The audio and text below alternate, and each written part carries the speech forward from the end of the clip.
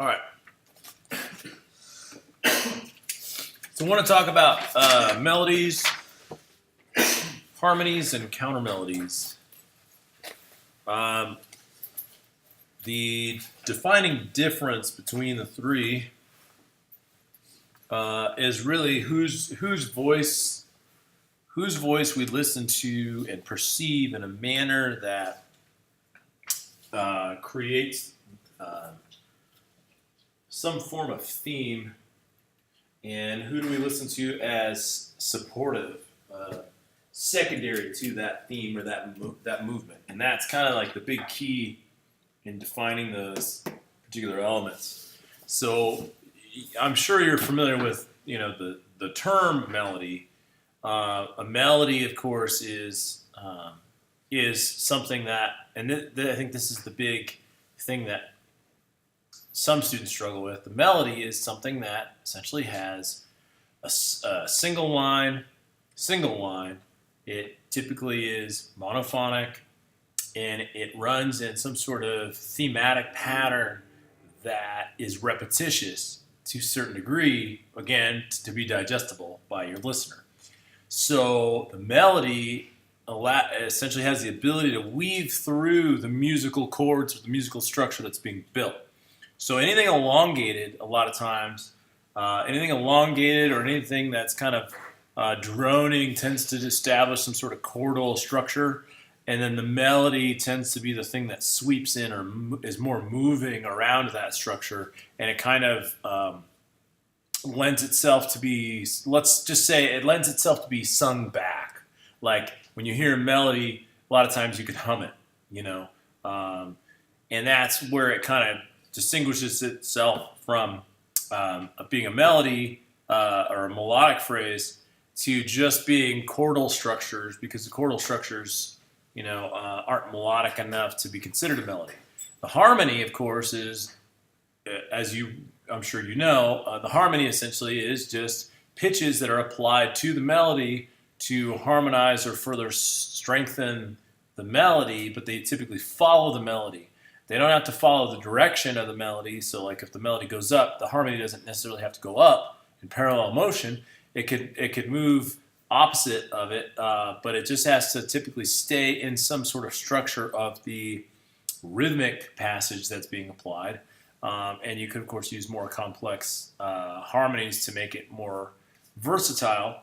But then you look at counter melodies. So like if I said, hey, I want you to write a two-part song, you have a couple of ideas or options. You could use one part as a bass line, establishing chord structure, and use the other part as a melody.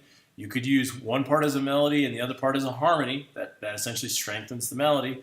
Or you could use them as a melody and a counter melody. And the idea is that the counter melody is, again, something that you could listen to and repeat back. And again, it's melodic in form.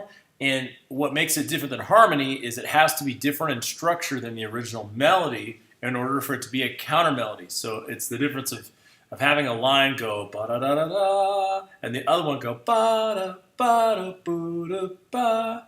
You know what I'm saying? So it's like they have almost two opposing structures where they're rhythmically, if you were to line them up rhythmically, they don't necessarily fall in line with each other always, and they're not identical in rhythmic structure. They have their own identity, and if you were to separate them, you could sing each of their melodies. Does that make sense? Counter melodies, the point of a counter melody isn't necessarily to take away from the focus of the melody. The counter melody's purpose is to establish new content to the melody and any chord structures, essentially to the song, so that the song continues moving in a forward direction and it keeps being creative and it's continually engaging to the listener. Whereas if you just drop in just one melody, sometimes it's not enough to go through and through.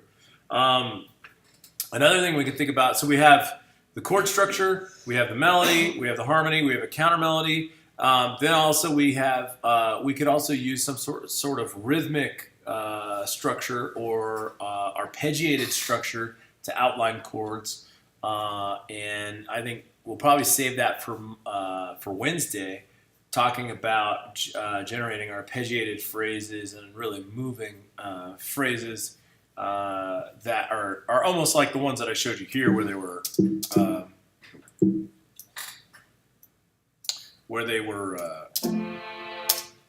moving back and forth in this kind of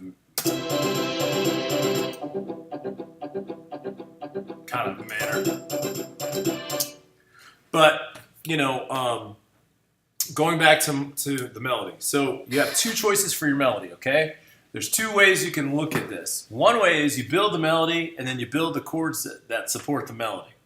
Now, I'm more of a fan of that than I am of building the chords and then putting a melody around it.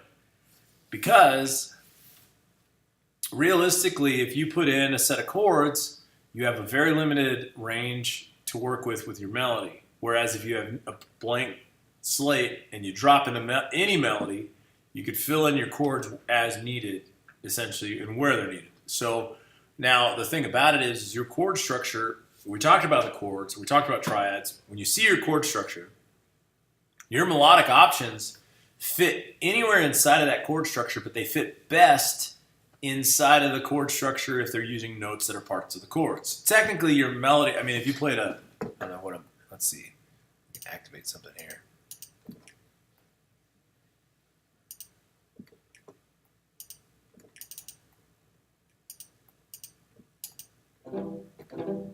What is this? Technically, you could. So if we play a chord, notice it's stronger if it outlines the melody. If it outlines the chords that are being used.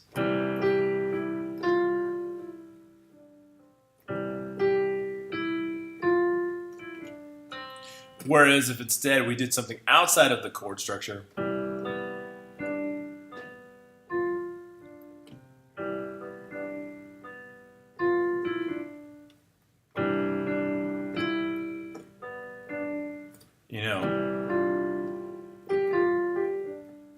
it makes it a little more difficult. So a lot of times you want to stay kind of in the chord structure that you're using.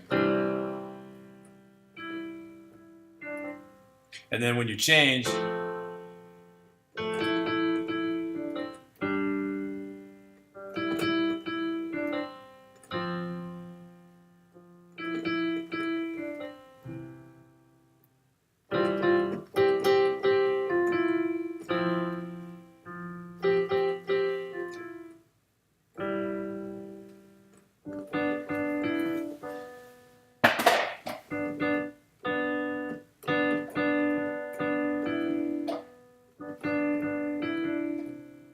but that way you kind of, so like all that was essentially in it. So here's a C chord, and then these guys are going to be in so that's still inside of the chord structure. The only difference is we're using passing tones. So remember, we can use things like passing tones. The passing tone is going to walk on a so the idea of using a passing tone melodically is it's going to walk on a note that doesn't fit inside the chord, but it's going to do it quickly.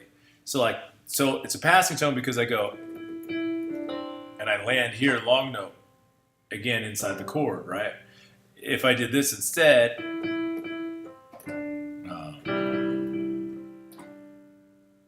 it feels like this is the wrong chord. So what you do if you're going to do something like that, so let's say you want to land on something that does not belong to the chord, just move your chord to fit it. Oh, I'm sorry, I missed that. Right, something that fits it better other than this. We're using this. Or you could always use something different too. Let's see, you could always use, and that's what's interesting. So let's say I'm playing a melody on some.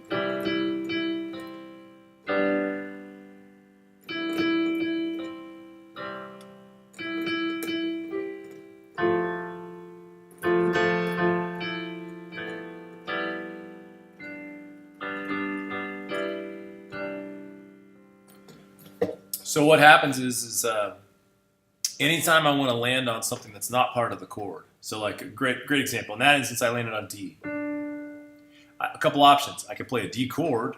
I could play anything that also has a D in its chord. So a couple options would be the B minor or the B diminished. but it sounds kind of weird there. Like if I was to go.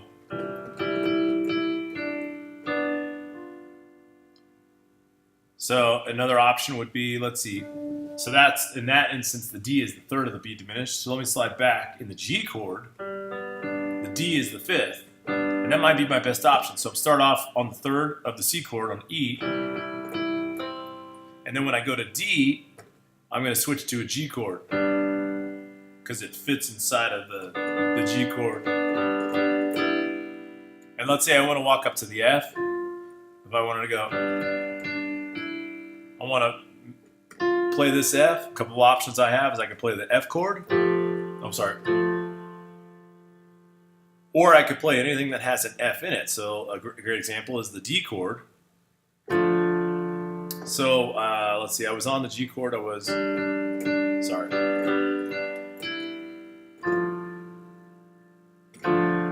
On that D chord. Or I could play, what else do I have? The B diminished again. I could do that from the G again.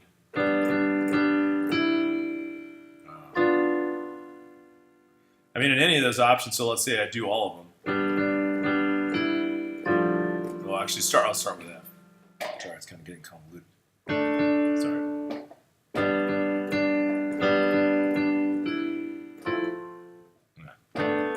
Goodness.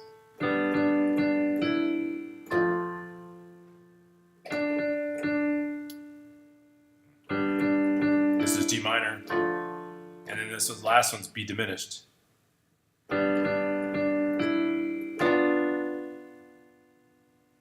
So you kind of have to find which one fits best and where you're going to land.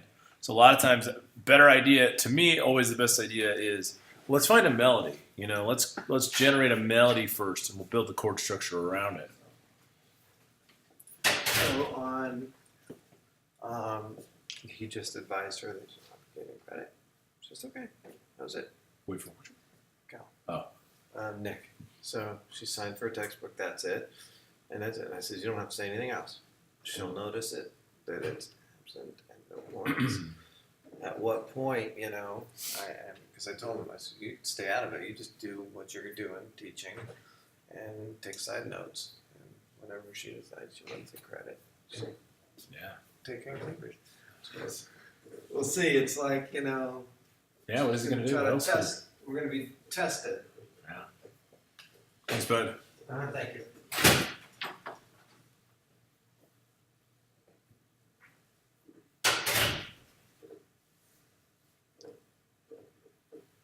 So what I want you to do is you could start from scratch, make a new block, build a melody, or you could use the chords that you have, make a new instrument.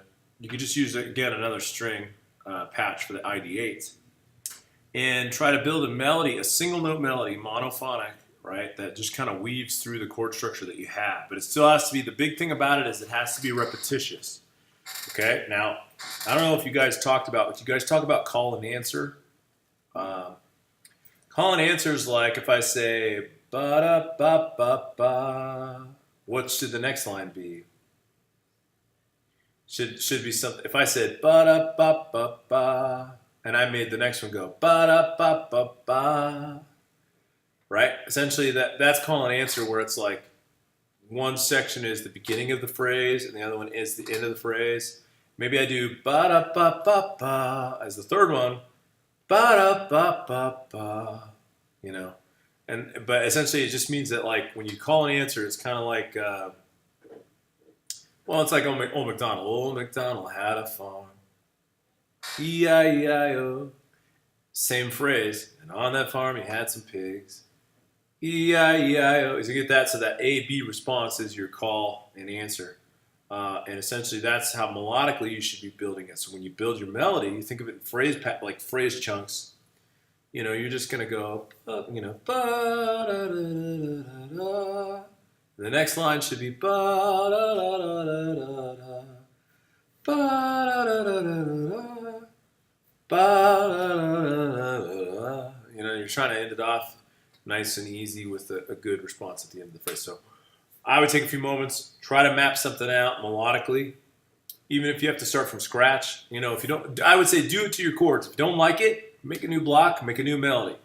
From there, we can stack on the harmony, and there we can stack on a counter melody. Does that make sense?